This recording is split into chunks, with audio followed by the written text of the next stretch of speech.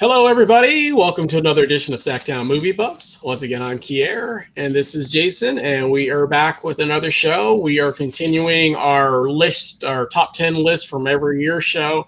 Once again, if this is your first time watching, we started with 1995 when we first met, and we're kind of working our way forward to the present, I guess, if you will. Yeah. So we're already on 2001, man. So this will be our 2000 top 10 films of 2001, part one. As always, our part one films are going to be our number 10 through our number 6, and then we'll do a part 2, which has our number 5 through 1 with some honorable mentions as well. But before we get into that, how's everything going? Good. Just had a pretty fun 4th of July weekend. Ate a lot of good barbecue, shot off some fireworks, legal fireworks. All of my neighbors had the illegal ones covered. But yeah, it's, crazy year, crazy time, but doing pretty good in spite of it. Cool. You? Yeah, same. Just like I said, just had a great 3-day weekend. It was really relaxing for me. I didn't have any kids or anything, so we just kind of hung out at the house and had another couple over Friday night, and hung out with them for a little bit. But other than that, great weekend, and just off to a good start for the week. So stuff. Yeah. Well, actually, before we get into the list show, I keep forgetting. We actually, so we're doing this new thing now where we are challenging each other for the year on the second half of each year. We're going to challenge each other to a film that I haven't watched that you recommended for me for this year, 2001, and vice versa, a film that you haven't watched that I recommended for you for 2001. And your choice for me was The Man Who Wasn't There, and my choice for you was How High. Well, I'll go ahead and start with The Man Who Wasn't There. Stars Billy Bob Thornton. It's a Coen's brother film, one that I haven't seen. And just FYI, I'm not a huge Coen brother film. I have liked a lot of their films. Obviously I love Fargo and some of the other ones. Some of them are really, really good. Some of them are some of my favorite films, but I don't think I like them overall as much as you do. So in general. The Man Who Wasn't There, like I said, stars Billy Bob Thornton, and a Frances McDormand is his wife. And basically it is set kind of like black and white. It's based in LA, or I don't remember. California, or somewhere in Southern California, like in the 1950s. I think so. Yeah, 1950s, I believe, is the setting. And he's basically works at a barbershop with his brother-in-law, who happens, and his wife is Frances McDormand, and his brother-in-law is Frances McDormand's brother, basically. And then she works for James Gandolfini's character, who runs a chain of like strip malls or whatever case may be. The basic story is that they it's kind of a little hard to explain, actually. I think about it, it's kind of a hard film to explain, but so there's like pyramid schemes. There's like, a guy comes to him with like a dry cleaning business that he wants him to get involved in, but it's going to cost him like $10,000 to get him with a Billy Bob Thornton's characters, but it's going to cost him like $10,000 to get involved. He learns that his wife is having an affair with James Gandolfini. So in order to kind of get a payback from him, he basically blackmails him for the $10,000 in order to pay the guy that's doing the dry cleaning business. James' character finds out about it, and there's a struggle ensues, and then he ends up basically killing him. And that's kind of where it goes from there, and I don't want to get too much into the spoilers of it, but it's an interesting film. Overall, it wasn't a bad film. I don't think it would make my top 10 for this year, but it wasn't a bad film. I didn't dislike it or anything like that. I'd probably give it a 3 out of 5. Cool. So overall, enjoyed it. Not one I'll be buying or anything like that, but not their worst film. Lady Killers is probably the worst for me, but also probably not even close to their best film is my overall take. So. Oh yeah, yeah. I rewatched it too. You know, when I challenged you to watch it because I hadn't seen it in a long time, really Right. long time, probably 15 years or something. And yeah, it's not, it's not in the upper echelon even for me of their movies. I think I'd give it like a B plus. But I've liked every movie they've made except for The Lady Killers. That's the only one I don't like. I even like Intolerable Cruelty, and a lot of people don't like that one. But yeah, I'm glad you didn't hate it because I know you're not a huge Coen Brothers fan. But yeah, I do think it's a good surprising movie. There's a lot of good twists in there. So Yeah, for sure. Yeah, Cool. Thanks for watching. Yeah, not a problem. Moving on to How High. How High? Okay. I got to be honest. I was dreading watching this movie because I don't know why. I just had the idea that it was going to be a terrible movie. Like I'm kind of hit and miss when it comes to like weed comedies. Like for instance, like I'm not a Half Baked fan. I know a lot of people like Half Baked. So I thought it was going to be kind of along the lines of Half Baked, which I guess it is. But it stars Method Man and Redman as these two potheads who, for different reasons, end up needing to go to college. And it's kind of a convoluted series of events, but they end up smoking some weed that has the ghost of one of their friends in it who gives them answers. It's a long story, but they end up in college on a full scholarship, and wackiness ensues. Long story short, I really liked How High. I thought it was really funny. I thought it was hilarious, and I thought it was kind of perfect timing because I just watched Jay and Silent Bob Reboot, and there's a lot in that movie about how their favorite movie is How High, and there's even like a really good like Method Man and Redman cameo as those characters. Yeah, because when I was watching the Jay and Silent Bob movie, and for you guys don't know, we also did a movie review on Jay and Silent Bob, the reboot. I was actually watching that, and they reference How High in there. I was like, oh, this is awesome because Jason's going to be watching both of those films this weekend. So yeah. I thought it was a blast, though. I mean, like, there's some really stupid jokes. At first I was like, oh, God, this is going to be a long 90 minutes. But it won me over in a big way. Like, it's got a lot of heart. They've got really good chemistry together. There's a really good supporting cast that I didn't realize, like Fred Willard and Hector Elizondo and all these really great actors in the supporting cast. And it was just really funny. And it's kind of weird.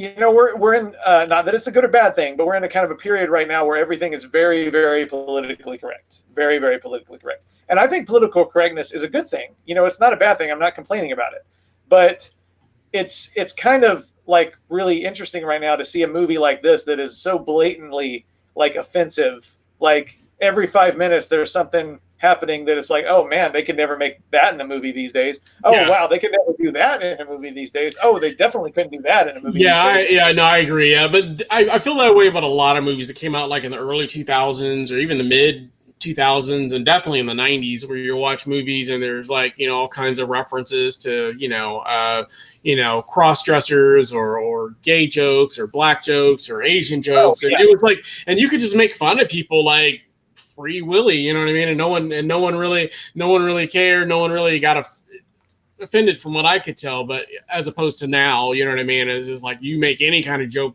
of any of those sectors, anybody really, and you know what I mean? And so a lot of those movies like that, I don't know, could get made today anyways. So Right. And again, I think cultural sensitivity is important. It's a good thing. No, I'm not arguing that it's.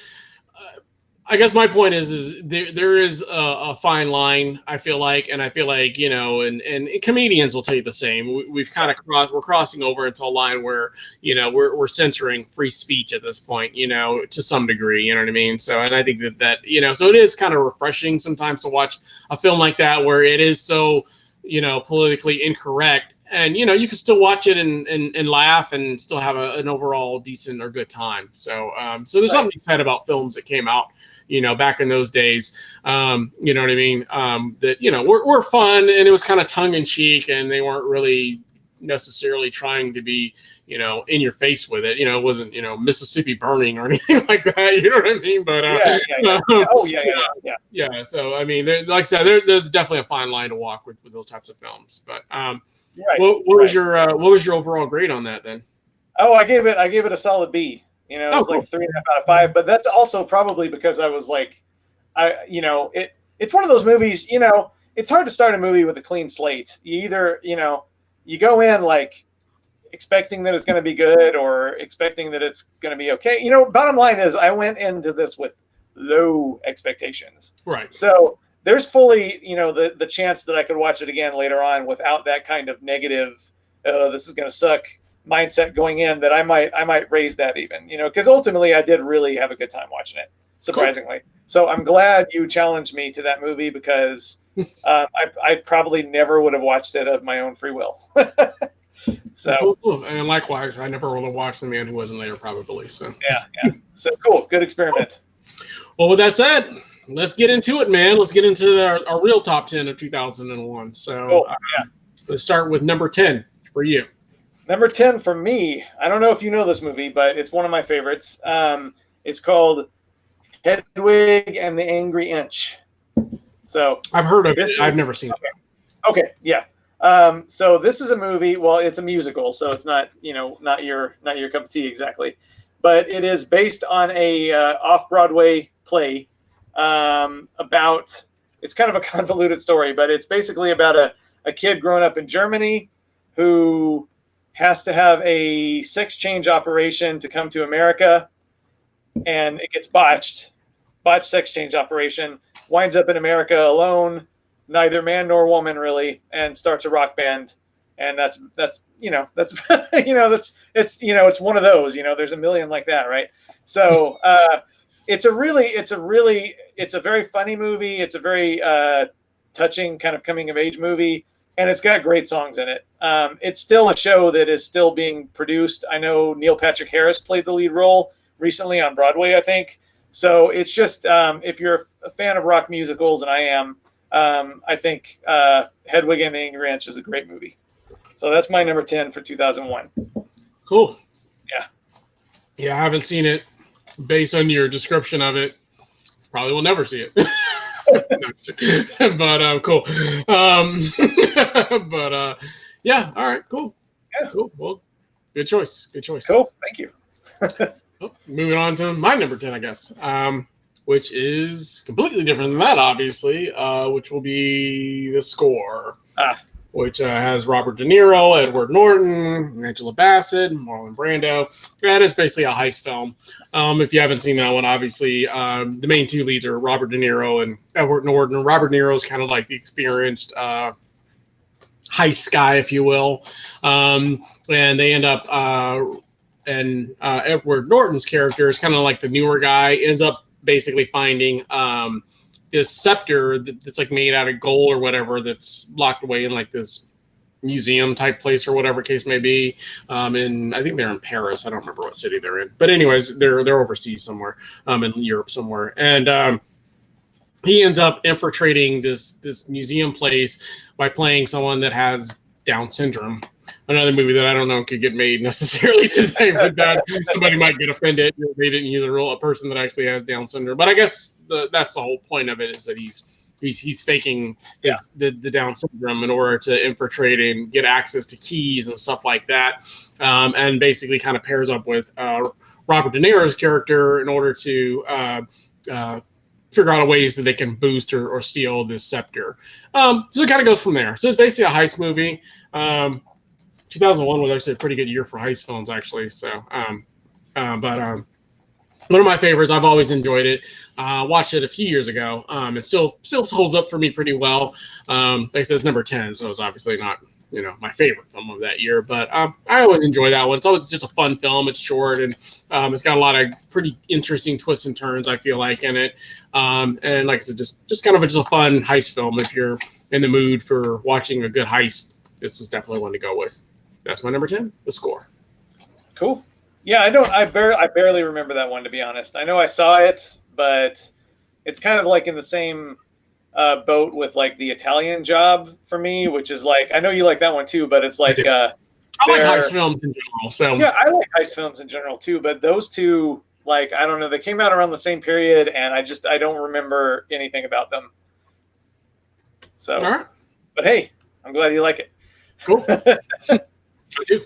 Yeah. It's number 10 for me. Yeah. All right, moving on. Number 9. Okay, number 9 is one of my all-time favorite comedies, and that is Wet Hot American Summer. So, yeah, this is a spoof. In general, it's a spoof of summer camp movies, like Meatballs, those kind of movies. And it's set in the 80s. It's got a really great cast. Paul Rudd is in it. Elizabeth Banks, Janine Garofalo, Molly Shannon, Amy Poehler. Let me see, what's his face?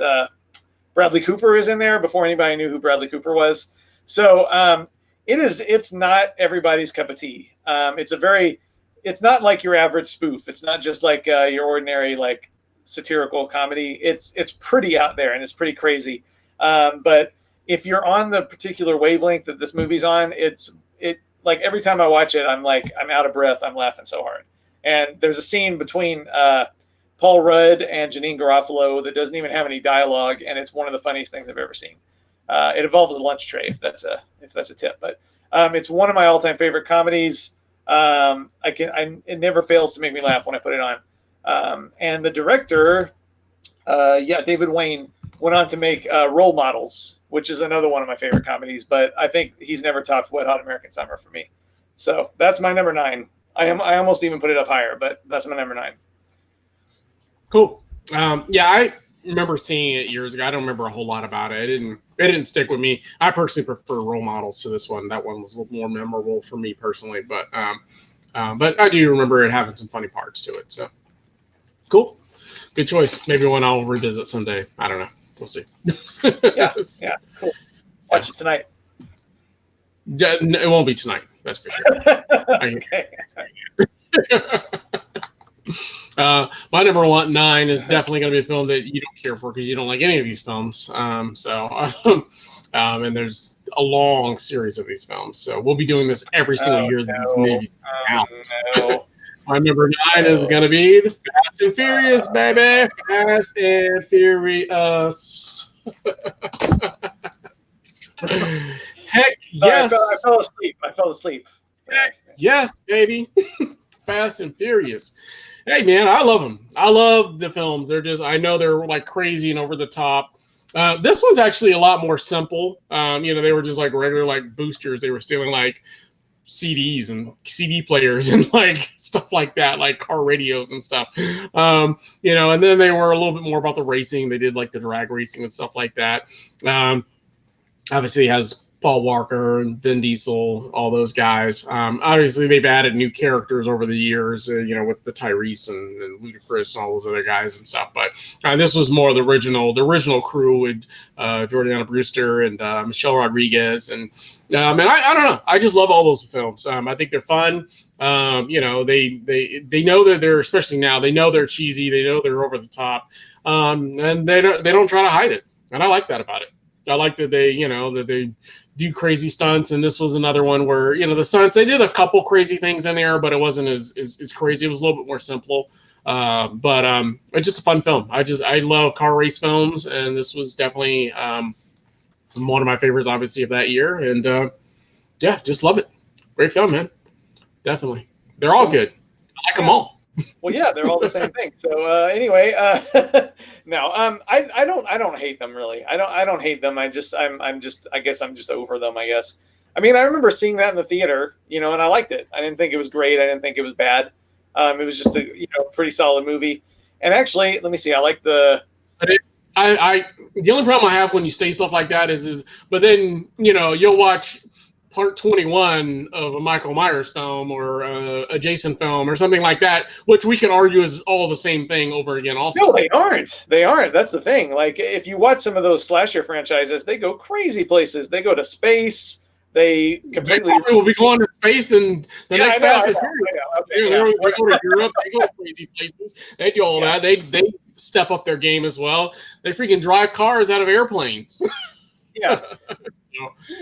So you make yeah, the same yeah, argument. It's just you just make arguments to what your genre is basically. So, but that's fine. yeah, yeah. Whatever. But I like. I don't hate them. In fact, the fifth one, Fast Five, I thought that was a pretty great movie. I think that's probably that might be my favorite of the series. I know everybody likes the seventh one, sixth or seven, the one that Paul Walker died in. I think everybody likes that one, but for me, I like Fast Five was probably my favorite of the series. I think so. Yeah, yeah. I'm just not excited about them anymore. You know, yeah, and they're all so long. See, that's another thing. Say what you will about Friday the 13th, Halloween, uh, those movies, they get in and out in 90 minutes. And they, contrary to popular opinion, they do a lot of creative things over the course of a million movies. Not saying that the Fast and the Furious movies don't, but like at least they do it in 90 minutes. Whereas there's no reason for a Fast and Furious movie to be almost 3 hours long. There's just not. It's mostly filler, and it's just like there's no suspense. There's no suspense because all the main characters are going to make it out just fine. So it's just not my cup of tea, really. But you have killed a couple of them in the film, so that's not exactly true. yeah, yeah. I mean, hey, I don't hate them. I'm glad you like them. All right. Yeah. Cool. Moving on to number 8. Number 8. So speaking of a heist movie that I do really like, my number 8 is Ocean's 11. Cool. So I'm guessing in your top 10, somewhere a little higher. Yeah, probably. it's going to be on the next show. So yeah. Okay, cool. Yeah, I mean, it could easily be for me in my top 5 because I love Ocean's 11. I think to me it's like just the perfect heist film. I'm a big Steven Soderbergh fan. I think it's one of his best films and proof of how versatile he is as a filmmaker. I mean, I think everybody's seen Ocean's 11 at this point. If you haven't, then you definitely should.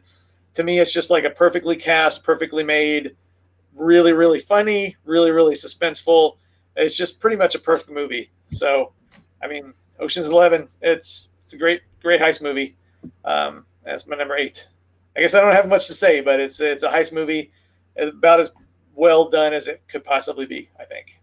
So definitely. That's my number 8. No, I love it. Like I said, we already alluded to it. It'll be higher up on my list, but it's a great heist film.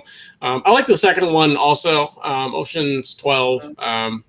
I felt like after that, it kind of, but I definitely that one was obviously the best in my opinion of the series. Just like I said, just really really good heist film, great cast, very funny. Great, great film. Yeah, definitely nothing negative to say about that one at all. So yeah. Cool. My number 8 is going to be Kiss of the Dragon. I knew this was going to be there somewhere. yeah. No, I love it, man. It's Jet Li, Bridget Fonda, set in Europe also. Just fun. It's a good action film, great martial art films. I'm always a sucker for action and martial arts. It's kind of my genre. This one is good. It's actually funny in a way because his English isn't the best. So it's kind of funny on that, and then the villain's very funny also. And so basically, Bridget Fonda, he's there for like a job for an investigator, and some things happen, and he ends up finding some things out that he shouldn't have found out, and then he ends up being like chased and attacked. She plays a prostitute in the film that's like wanting to get like in a druggie, wanting to get or not necessarily druggie, they're like giving her drugs basically against her own will. And then she's also wanting to get her daughter back, and they end up kind of like teaming up in some way because they both have they're both after basically the same bad guy in a way. So, which is a good martial art film, it's great action. It's got a really interesting hip hop soundtrack for some reason. I don't know why, but I always thought that was always kind of funny. But no, I just definitely one that I really enjoy, and one that I break out all the time and watch. It's just one of those really fun, good action films. So if you like martial arts, definitely check out Kiss of the Dragon. Yeah, I love Kiss of the Dragon. I remember we saw it together. I'm pretty sure. I think so, but at least a couple times probably. But it's not in my top 10, but it's definitely in the runner-up. So I think it's one of my favorite martial arts movies, and I think it gets kind of been forgotten. It seems like. I mean, nobody ever really brings it up, which is too bad because it's really good, really strong action movie. Yeah, it might be my favorite Jet Li film. Maybe, I don't know. So I think it would be for me, but I'm not an expert either. I don't know too many. I'd have to really think about it, but it might be my favorite Jet Li film. So I like it more than Romeo Must Die. Definitely, that's for sure. I'll agree with you on that one for sure. Yeah. Cool. Number 7. Number 7. Yeah. 7. Yeah. Yeah. Number 7 is I know it's one of your favorites for sure, and that is Moulin Rouge. See, I told you our top 10s are going to be pretty different this time. So, yeah, for sure. Anybody who's paying attention knows that I like musicals. You don't like musicals, so that's pretty much all she wrote for this one. I know, but I'm a big Baz Luhrmann fan for the most part. Like, I really like Strictly Ballroom. I like Moulin Rouge. I like Romeo and Juliet that he made. I like The Great Gatsby. The only one I didn't like was Australia. But yeah, this is it's a Oscar-winning musical. It's kind of a Romeo and Juliet story. Ewan McGregor, Nicole Kidman, and this movie, for good or bad in your opinion, this movie kind of kicked the door back open for musicals, because musicals are all over the place now. But when this movie came out, I think it was the first movie in like 15-20 years, like the first like Hollywood musical in like 15 or 20 years. It was kind of a dead genre, and this kind of brought it back. Yeah. This kind of brought it back, and it's 100% not for everybody kind of movie, but for me, I really like the crazy world that this takes place in, where it's not nowhere near reality. It's just kind of this fantasy world that's kind of supposed to be Paris in the 1920s, but it's not. It's like this crazy dream world that brings in all these different decades. The soundtrack is great. It's like a medley for the most. I think there's at least one original song in there, maybe a couple, but for the most part, it's a medley of songs going all the way up to the 90s, when the movie was made in 2001, obviously. So it's obviously not going for any kind of realism, but I like that. I like crazy fantasy stuff. So I'm a huge Moulin Rouge fan. That's my number 7 for 2001. Easy. All right. Yeah, we already covered that. And in fairness, I'm not a big musical guy to begin with, so I just, like I said, I've said this before in previous shows. It's jarring for me when characters break out in song and dance multiple times in a film for no reason. So for me, I just don't get into it. It kind of takes me out of the scene personally. So, not one that I would watch again or say that I enjoyed or liked or anything. And I know I'm not the only person that feels that way about it. So, but yeah. Not for everybody. Yeah, no, definitely not. But then again, no film's for everybody. So that's the beauty of film. We can have many different variety of tastes and styles of film that we enjoy. And musicals are definitely a style of film that I particularly don't enjoy. So, but that's just me. So, cool. Moving on to my number 7. I actually don't own this one, so I'm going to bring this one in. So, and I haven't seen it in many years, so my description of it's going to be very brief. So. My number 7 is going to be Monsters Ball. So another great Oscar-winning film as well. Obviously Halle Berry won an Oscar for this one, and it's really more of a drama, but it's really it's been described to me from other people as been kind of depressing, because they both have, it's Billy Bob Thornton and Halle Berry, and then it's also got a who's the they're the main characters. Heath Ledger. Yeah, Heath Ledger. Before he passed away. Yeah, so it's got Heath Ledger as well in there. It's a drama. It's mostly centered around Halle Berry's character and her. She's had a lot of heartache and pain in her life. Her husband's up for like death row. She's got a son, and he gets in an accident, and so it's just a really kind of just sad film in that regard. And then obviously Billy Bob Thornton's got his own issues and then Heath Ledger's in there as a son and his issues and that kind of stuff. So it's a kind of a darker you could say it is, depressing in the sense, but the acting is just so good that I just enjoy it. It's just like one of those really good films that, it just has really good acting. The subject matter you might not necessarily be a big fan of in that sense, but it's got great acting, great story. Like I said, Halle Berry won an Oscar for best supporting actress, I believe, in this role. I think that was what she got, but yeah, just really. I think it's best actress. I think. Oh, no, best actress. I'm sorry. Yeah, best actress. Yeah, I couldn't remember if it was supporting or best actress. I know she won an Oscar for it though. Oh yeah. Yeah, just like I said, just a really good film. I really enjoy it. I don't own it personally, and I haven't seen it in many years, but I do remember the acting being really, really good and being really blown away by the story and like I said, especially her acting. And it's really great because prior to this, she hadn't really done anything. Like I knew her. Obviously, she's been a star for years, but prior to this film, there wasn't really a whole lot of movies that I would say was like a defining acting, playing like Catwoman and you know what I mean, stuff like that. There's been a lot of roles that she did that, whether you liked it or not, Swordfish, stuff like that. Nothing that was going to generate.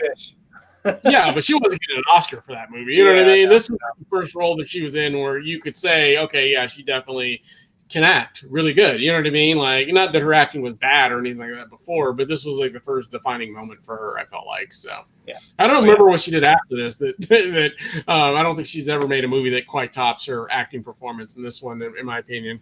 But yeah, great film.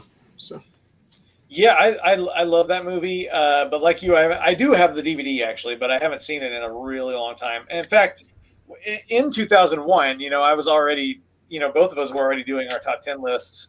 And it was in my top 10 that year, but I didn't put it in my top 10 this year because I can't, I'm not sure. Like, I don't remember a whole lot about it because I haven't seen it in almost 20 years, to be honest. I watched it a lot. I watched it several times when it was a new release, but it's been probably, 17 years since I watched it, 16, 17, probably, I'm guessing. But maybe if I watch it again, maybe I'll be like, man, I should have put that in my top 10 because it was at the time. But it's definitely in my runner-ups, and it's definitely a really powerfully acted film.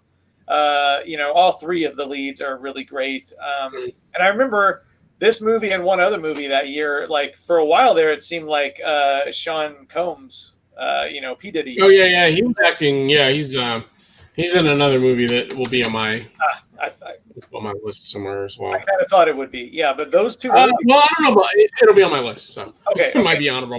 Okay, yeah, it's honorable mention for me too. But yeah. I thought he was gonna be like I thought Diddy was gonna be like this, budding action star, star in films, because he was really, really good in here, and he's also really, really good in the other film as well. You know what I mean? I was like, oh wow, and both of them came out the same year, so I was like, wow, he's getting into acting now. He's going to be the next LL Cool J or something. You know what I mean? But it never happened for him after. Yeah, and they were cool choices too. They were like independent films. You know what I mean? Exactly.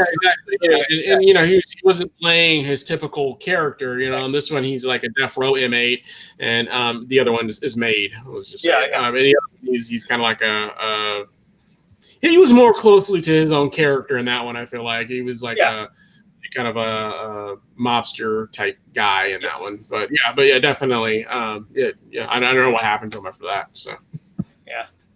Oh well. They love you. But yeah, good choice. Cool. All right, we're already on number 6, man.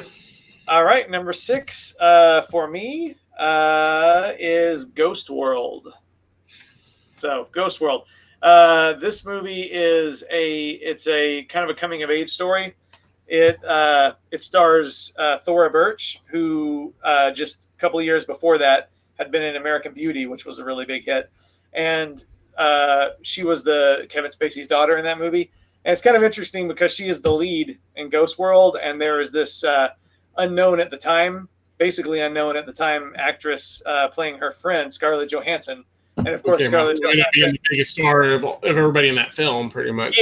Yeah, became like a huge star, and she was kind of, Thora Birch was the big deal when Ghost World came out, though. And then she pretty much fizzled out over the last couple of years. I don't even know what she does anymore. She was in the last Black Man of San Francisco, but she was in The Walking Dead. She was in The Walking Dead the last season. She played. I don't watch it anymore. Nobody does. I mean, let's be honest, nobody watches that show anymore except for you. I barely watch it, but she was actually pretty good in that last season, latest season, because it's never going to end. But anyway, she plays this kind of oddball high school student. I can't remember. Recent graduate. Yeah, recent graduate, of course. Yeah, I was trying to remember. Yeah. So she plays a recent graduate of high school, and Scarlett Johansson is her friend, and both of them are kind of outcasts, kind of self-styled outcasts. They kind of enjoy being outcasts, and they are really not sure where to go in life. And Thora Birch meets this kind of fellow outcast played by Steve Buscemi.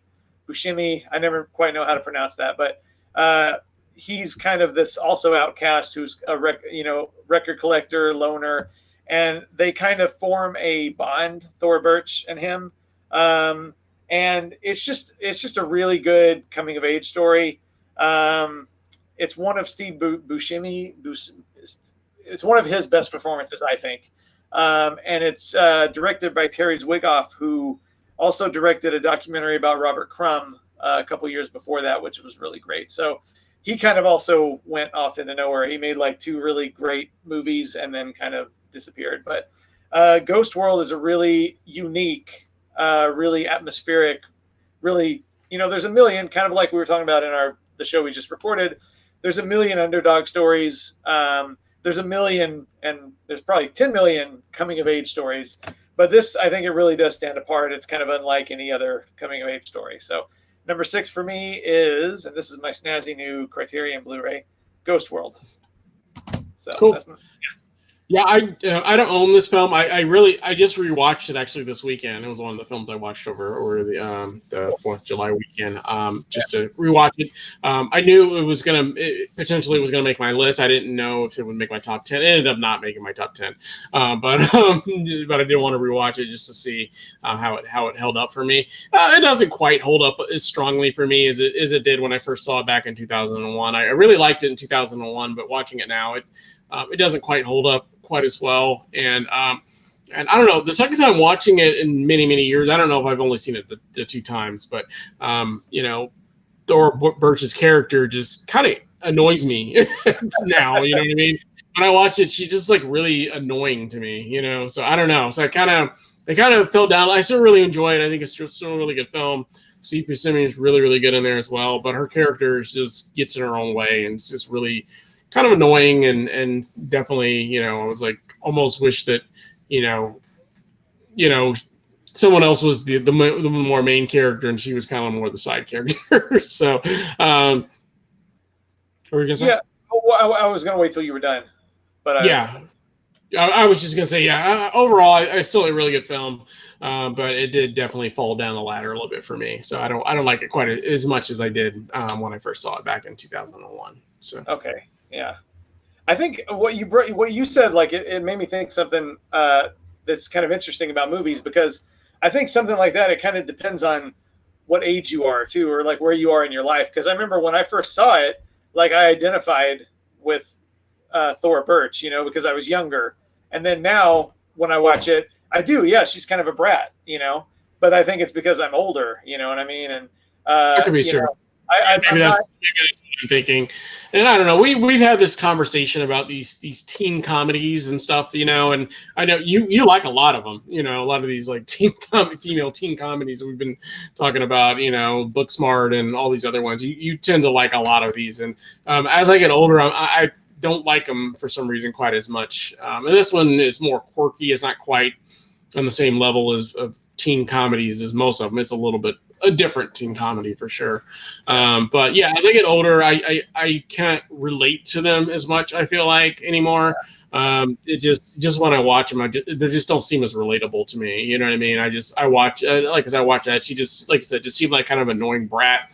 And, her best friend, seemed like she was trying to do something with her life. So I sympathize more with her than I do with the annoying brat character that just was in her own way. Like her friends, like, we got to get an apartment, we got to get jobs, we got to do this. And she's like, oh, she gets a job and, can't hack it more than a day because she's like rude to customers or, ask questions that you shouldn't be asking to customers and that kind of stuff. And so really has no direction, doesn't care, doesn't want to do anything. And so it's really hard to empathize with a person like that. Now that I'm older, I can't empathize with somebody being that way. You know what I mean? And I definitely wouldn't want to be around somebody like that. That's for sure. So, and not only that, she pretty much like, I feel, she pretty much also, ruins Steve Buscemi's life in some ways, you know what I mean? Not going too deep into spoilers, but the thing she does to him almost basically ruins his life, his career and everything, you know what I mean? So like, it's, you know what I mean? So it's really hard for me to like, be like, oh, wow, this is a real cool character. So like, I guess when I was younger, like I identified with, she's kind of the rebel, she's kind of the anarchist, the I don't care, the, middle finger attitude. And I identified that when I was younger. And I think now, like, I watch it and I sympathize with her because, I mean, that's how young people are a lot of the time. But she's also pretty bratty. And it's kind of funny that you bring up the Scarlett Johansson character because, again, when I was younger, I thought like, oh, she's such a sellout. You know what I mean? She's such a sellout, But now I watch it and it's like, no, she's actually the one who was, growing up. He's like, look, we were in high school. Now we're adults. So we have to get jobs. We have to kind of start doing some things. We're trying to get this apartment together. And, and Thor Birch's character is just like, yeah, whatever. If we get an apartment, we get an apartment. If we get a job, we get a job. And you know what I mean? And it's just like, who wants a friend like that? You know what I mean? Like, so yeah, no, and I agree. And you could definitely tell that, you could tell that wasn't going to be a long-term friendship after high school based on the direction going in life. So, So I agree. Cool.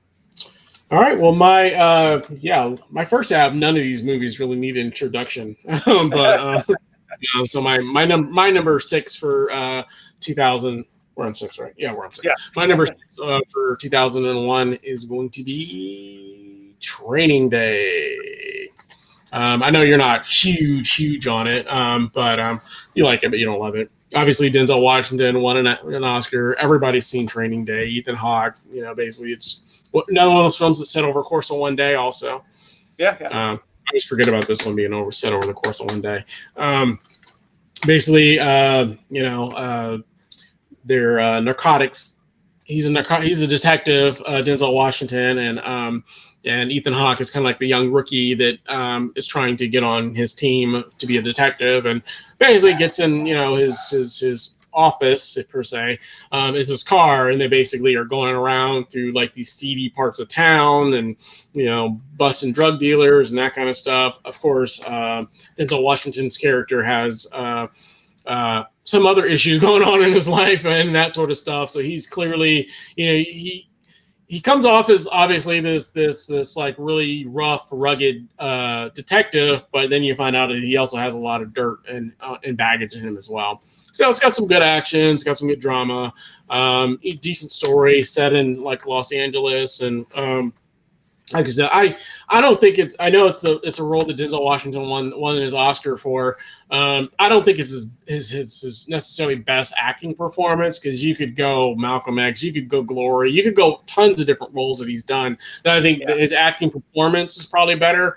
But as far as enjoying the film and rewatching it anytime, I'll watch Training Day before I'll watch Malcolm X personally, even though I think he did a better job. But Malcolm X is also like 3 hours long or something like that. Yeah. But for me, acting performance, I could see why he won it, but it kind of felt like almost a gimme award for him, because he had to play a bad guy in order to win an Oscar, is what everybody says. They're like, he's done all these great acting roles and doesn't win an Oscar until he plays a bad guy for some reason. You know what I mean? And you're like, yeah, I can see that. I can see that point. But overall, I enjoy it. I think it's still a great film. I just watched it last year sometime. And still enjoy it. I still get a kick at it. Like I said, obviously not my favorite film of that year, but definitely a fun film and a good one to watch. So cool. I don't really have anything against Training Day. I think Denzel Washington is amazing in it. I think he definitely deserved the Oscar for sure. And my thing with Training Day is, and I felt this way when I first watched it back in 2001, and I revisited it just a few years ago just to see how it played for me now, and it's more or less the same. Like, I think the first half of the movie is like amazing, and I think it's really fascinating, the first half of the movie. And then I guess I just have an issue of how his character is built up as like this really kind of conflicted character. You know what I mean? Like, yeah, he's into some stuff, but he's not full on villain yet until the second half of the film, kind of. Yeah, and that kind of ruins it for me a little bit, because it's like they build up this fascinating character, this kind of dual-natured character, and then like the last half of the movie, he's just the bad guy. You know, he goes from being like this kind of almost Shakespearean conflicted character to being just the bad guy that's after Ethan Hawke. You know what I mean? And it's, there's nothing really bad about that part of the movie. It's a good action movie, but I always feel kind of let down that it builds up all this potential, and then it just kind of turns into an ordinary good guy versus bad guy thing, toward the end. But I mean, like, I don't dislike it. It's a solid movie. Yeah. I get what you're saying, but I also understand that I feel like if he hadn't made that turn, he wouldn't have won an Oscar. You know what I mean? Yeah. Like, if it was a typical day in the life and he's just like this kind of, good cop that has some bad tendencies, he wouldn't have won an Oscar for that. He had the fact that he goes all the way villain towards the end is what probably got him the Oscar, I feel like. So it's kind of hard to really argue that, you know what I mean? In my opinion. So yeah. I understand what you're saying, but it's like, if it was just a day in the life of, him training with this person that is, less than, I don't know if he wins an Oscar. So, yeah. Or even necessarily nominated for one per se. I don't know. So it's hard to say, but I don't know. We'll never know. We'll never know. We'll never know. We'll never know. Cool. Well, we thank you guys again for watching. That's the bottom half of our 2001 top 10 films. Of course, we'll have another show where we do the top half. Please stay tuned for that. As always, we appreciate the likes, and please subscribe and hit the bell notification so you don't miss our next update or upload for our next video. Thank you guys so much for watching, and we hope you all have a great day. Thank you, and bye.